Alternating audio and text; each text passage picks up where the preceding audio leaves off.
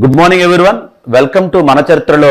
ఈ ఎపిసోడ్ లో మనం సింధు నాగరికత ప్రజల యొక్క లిపి గురించి తెలుసుకుందాం. సో మనకు తెలుసు, మొట్టమొదటి నాగరికత సింధు నాగరికత.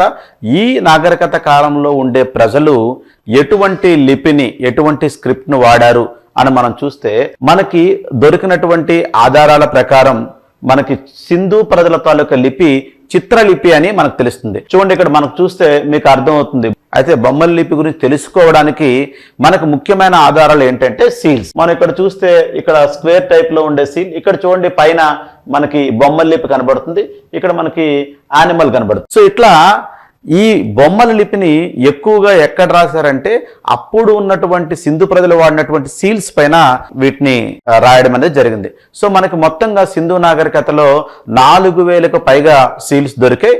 ఈ సీల్స్ అనేవి ఎక్కువగా స్టిటైట్ తో తయారు చేసేవారు, మెత్తటి ఇసుక రాయితో. సో ఇవి స్క్వేర్ టైప్ లో లేదా రెక్టాంగులర్, సో అకేషనల్లీ అప్పుడప్పుడు ఇవి సర్క్యులర్ గా, వృత్తాకారంగా కూడా కనిపించాయి. సో మనకి ఈ ఏవైతే లిపి ఉందో బొమ్మల లిపి, ఈ లిపి మనకి ఈ ముద్రికల పైన అంటే సీల్స్ పైన, అలాగే రాగి తాయెత్తుల పైన, గాజుల పైన కూడా రాసినట్టు మనకి తెలుస్తుంది.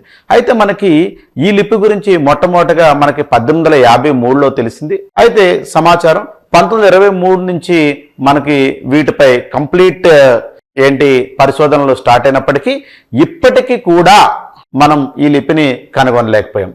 అయితే మనం ఒకవేళ మనకి సింధు ప్రజల లిపి తెలిసినట్టయితే సింధు ప్రజల గురించి మనకి ఇప్పటివరకు తెలియని సమాచారం ఏదైతే ఉందో ఆ సమాచారం కూడా మనకు తెలుసుకునే అవకాశం మనకు దొరుకుతుంది. ఇప్పటి వరకు కూడా ఈ సింధు నాగరికత గురించి మనం ఆర్కియలాజికల్ ఎవిడెన్సెస్ అంటే మనకి పురావస్తు ఆధారాల ద్వారా మాత్రమే మనం కొన్ని విషయాల్ని తెలుసుకున్నాం.